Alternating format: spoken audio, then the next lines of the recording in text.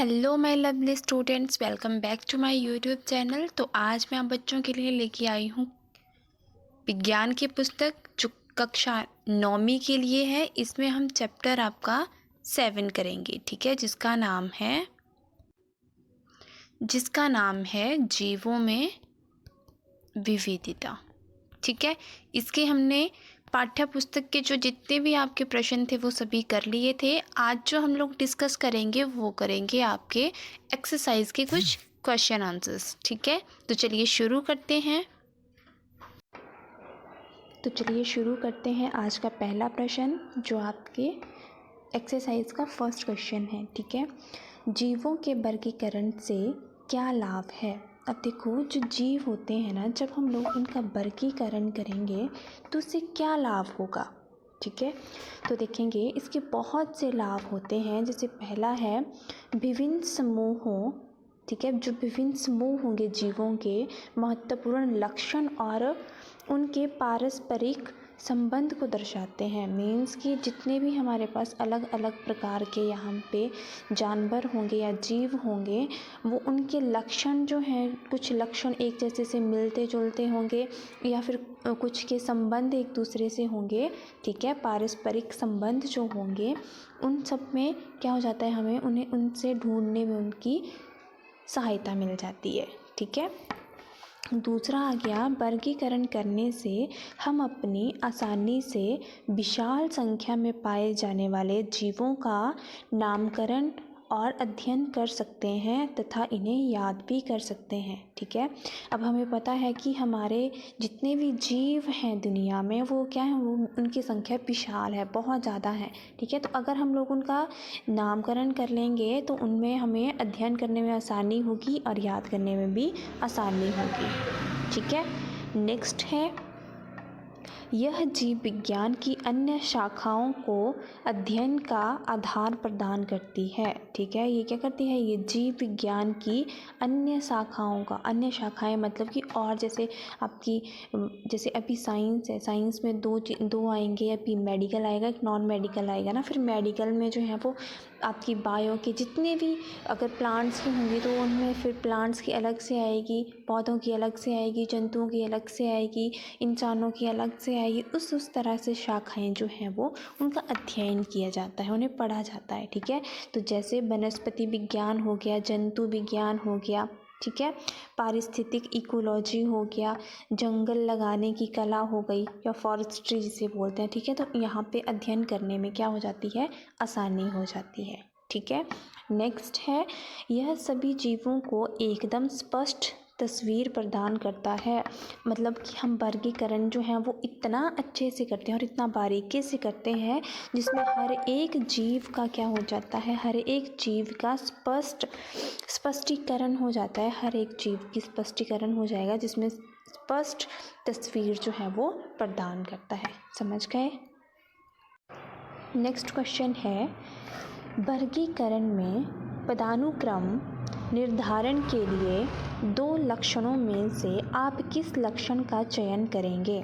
Means कि अगर दो लक्षण दे रखे हैं आपके पास, ठीक है, तो आप कौन से लक्षण का चयन करेंगे। तो देखो, दो लक्षणों में सबसे विशिष्ट लक्षण का चयन करेंगे तो क्या होगा, अगर सबसे अच्छे वाले लक्षण का चयन करेंगे तो उन जीवों में मौलिक अंतर पैदा करते हैं। ठीक है, उनमें क्या होंगे, एक मौलिक अंतर जो है वो पैदा करेगा। ठीक है, मीन्स कि एक आधारभूत अंतर जो है वो पैदा करेगा। इसके आधार पर मुख्य विस्तृत समूह निर्धारित होंगे। ठीक है, तो वहाँ पे क्या होगा, उसी के आधार पर एक क्या हो जाएगा, वहाँ से जितने भी मुख्य विस्तृत मतलब जो बाकी और ज़्यादा समूह हैं वो सभी किसके ऊपर निर्धारित होंगे, सिर्फ उसी मौलिक अंतर पर। ठीक है, तथा कम महत्वपूर्ण लक्षणों के आधार पर छोटे समूह या उप समूहों को निर्धारित किया जाता है। ठीक है, तो जो बाकी महत्वपूर्ण लक्षण होंगे उसके आधार पर हम लोग छोटे समूहों या उप समूहों जिसे सब ग्रुप कहते हैं, ठीक है, उस पर निर्धारित किया जाता है। जैसे प्रोकैरियोटी और यूकैरियोटिक मुख्य विस्तृत समूह जो हैं वो क्या है, एक आधार है।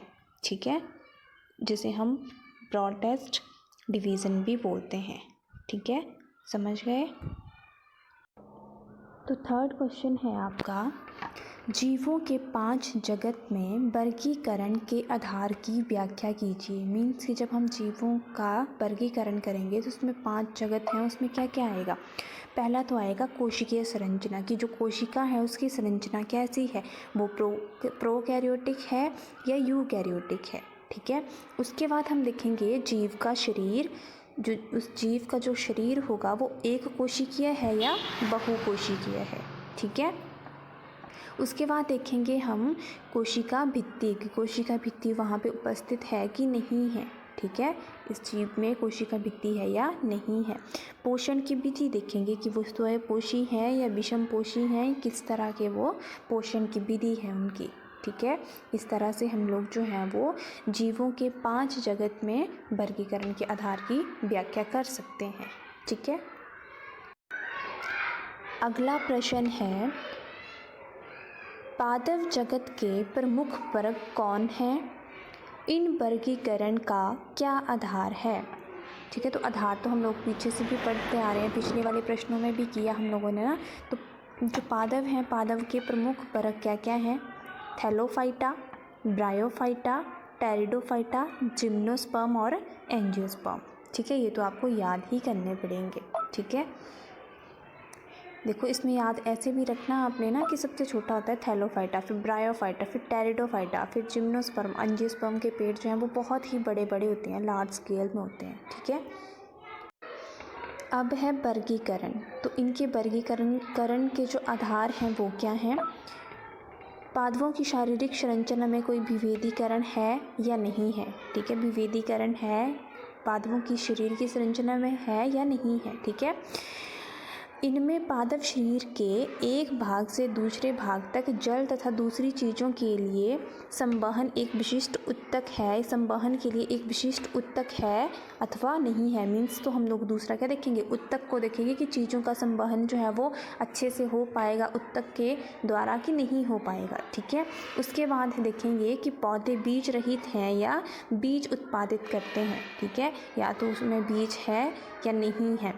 उसके बाद अब वो बीज जो है वो नग्न बीजी है या फलों में बंद बीज हैं। ठीक है, तो ये किसके आधार पे आ गए, आपके इन्हीं आधार पे आ गए। ठीक है, तो इस तरह से हम लोग इनका क्या कर सकते हैं, वर्गीकरण कर सकते हैं। तो यहाँ पे देखेंगे एक डायग्राम दे रखी है आपके पास पादप का। तो पादप में आ गया थैलोफाइटा, ब्रायोफाइटा, टेरिडोफाइटा, फिर जिम्नोस्पर्म और एंजियोस्पर्म। ठीक है, तो इनमें देखेंगे जो थैलोफाइटा होता है इनमें पादप शरीर जो है वो बिना विभेदन के होता है। ठीक है, और ब्रायोफाइटा में बिना संवहनी उत्तक के होता है। ठीक है, और उसके बाद संवहनी उत्तक में आते हैं आपके टेरिडोफाइटा और फेंड्रोगैम्स। ठीक है, टेरिडोफाइटा आएगा और फेंड्रोगैम्स आएगा। जो टेरिडोफाइटा होता है उसमें बीज नहीं होते हैं। ठीक है, और जो फेंड्रोगैम्स होते हैं इसमें बीज होते हैं। अब बीज जो है वो कहाँ होंगे, नग्न बीज होंगे या बीज के अंदर होंगे। ठीक है, बंद बीज होंगे। तो वो भी आगे फिर 2 भागों में डिवाइड किया गया है, बांटा गया है। फर्स्ट हो गया नग्न बीजी और फलों में बंद बीज वाले। ठीक है, तो जो नग्न बीजी होते हैं ये जिम्नोस्पर्म होते हैं और फलों में अंदर या बंद वाले तो आपने याद रखना एनजीओ, एनजीओ। ठीक है, एनजी मीन्स की अंदर। ठीक है, बीज कहाँ होंगे, अंदर होंगे। ठीक है, और एंजियोस्पर्म में भी क्या होता है, एंजियोस्पर्म में भी इनमें भी पत्री होती है, बीज पत्री होती है कि इनकी जो बीज है वो कैसे होंगे। ठीक है, तो एक बीज पत्री होगी और द्विबीज पत्री होगी। ठीक है, एक बीज पत्री और द्विबीज पत्री। तो देखो फलों में बंद बीज वाले जो फलों में जो बंद बीज वाले पौधे होंगे या बीज होंगे। ठीक है, उन्हें हम एक बीज पत्री बोलेंगे और 2 बीज पत्री वाले बीजों को हम लोग क्या बोलेंगे, द्विबीज पत्री बोलेंगे। ठीक है, जैसे तो देखते हैं 5वां प्रश्न, जंतुओं और पौधों के वर्गीकरण के आधारों में मूल अंतर क्या है? तो ये प्रश्न हमने पहले भी किया है कि जो जंतु हैं और जो पौधे हैं इन दोनों के जो वर्गीकरण जब हम करेंगे तो इनका मूल अंतर क्या होगा। तो पौधों में क्या होता है, कोशिका भित्ति पाई जाती है और जंतुओं में कोशिका भित्ति नहीं पाई जाती है। दूसरा क्या हुआ, ये अपना भोजन स्वयं तैयार करते हैं, किस चीज़ से, प्रकाश संश्लेषण द्वारा। और जो दूसरे होते हैं, जो जंतु होते हैं वो क्या करते हैं, वो अपना भोजन जो है वो खुद तैयार नहीं करते, ये परपोषी होते हैं या विषमपोषी होते हैं। ठीक है, ये खाद्य हेतु पौधों पर निर्भर करते हैं, अर्थात ये अपना भोजन स्वयं बनाने में सक्षम नहीं होते। ठीक है, उसके बाद पौधों में देखेंगे इनमें पर्णहरित उपस्थित होते हैं, मीन्स कि कैसे होते हैं, इनमें हरे, अब हरे मीन्स कि इनमें जो है वो क्लोरोप्लास्ट उपस्थित होते हैं, ठीक है। और जंतुओं में इसमें क्लोरोप्लास्ट जो है वो उपस्थित नहीं होता या पर्णहरित नहीं होता, ठीक है। जो पौधे होते हैं ये एक स्थान पर स्थिर रहते हैं और जो जंतु होते हैं वो एक स्थान पर स्थिर नहीं रहते, ठीक है, समझ गए।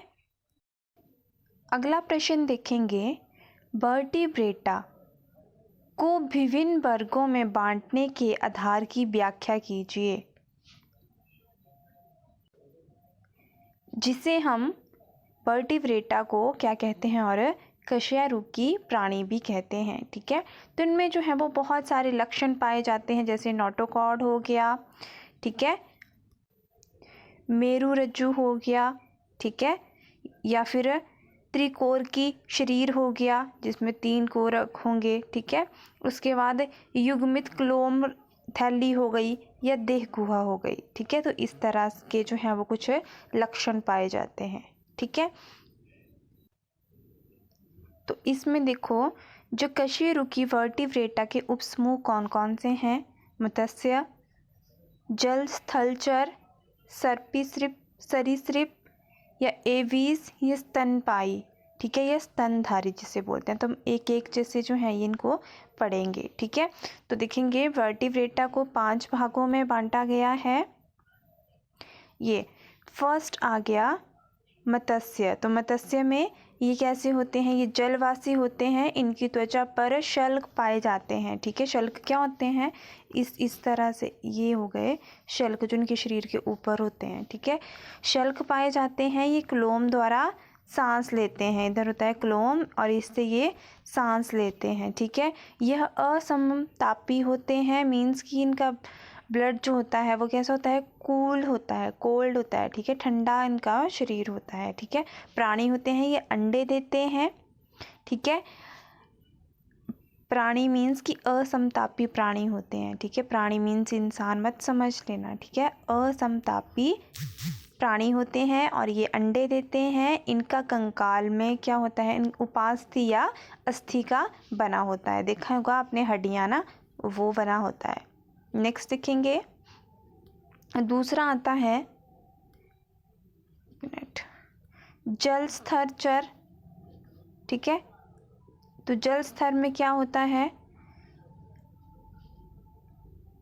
जल एवं थल दोनों में वास करते हैं, ठीक है। ये जो है वो कहाँ पे, जल में भी रहेंगे और स्थल में भी अपना वास करेंगे, ठीक है। इसमें क्या होगा, शल्कहीन, असमापी, ठीक है, ये अंड प्रजेयक होते हैं, ठीक है। ये क्या करेंगे, इनमें जो है वो शल्कहीन होते हैं, इनमें शल्क नहीं पाए जाते जैसे मछलियों में होते हैं, ठीक है। और असमतापी होते हैं, ये अंड प्रजेयक होते हैं, मीन्स कि अंडे देते हैं। इनमें जो है वो श्वसन जो है वो क्लोम द्वारा या लार्वा में या फेफड़े द्वारा वयस्क में होता है, ठीक है। उसके बाद आता है सरीसृप। इसमें क्या होता है, ये जो सरीसृप हैं इनकी जो त्वचा है वो शल्क युक्त होती है।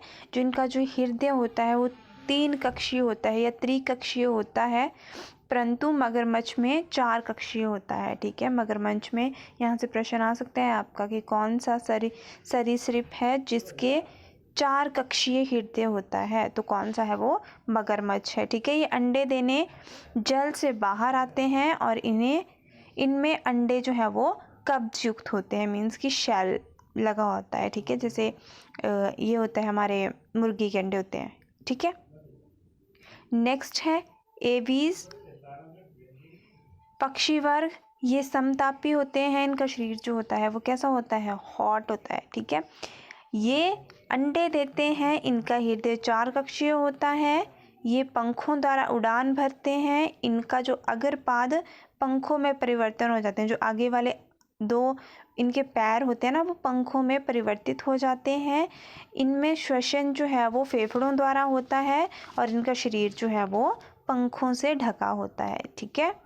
नेक्स्ट देखेंगे स्तनपायी। स्तनपायी मीन्स कि ये समतापी होते हैं। ठीक है, समतापी मीन्स कि इनका शरीर जो होता है वो ज़्यादा ठंडक महसूस ये नहीं कर पाता, ज़्यादा ठंडक जो है वो नहीं ग्रहण कर पाता। ठीक है, ये बाल युक्त प्राणी होते हैं।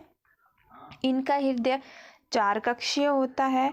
ठीक है, और ये फेफड़े द्वारा श्वसन लेते हैं। इनमें दुग्ध, श्वेत तथा तेल ग्रंथियाँ पाई जाती हैं। ये शिशुओं को जन्म देते हैं। ठीक है, तो इसका एग्जाम्पल क्या हो सकता है फिर?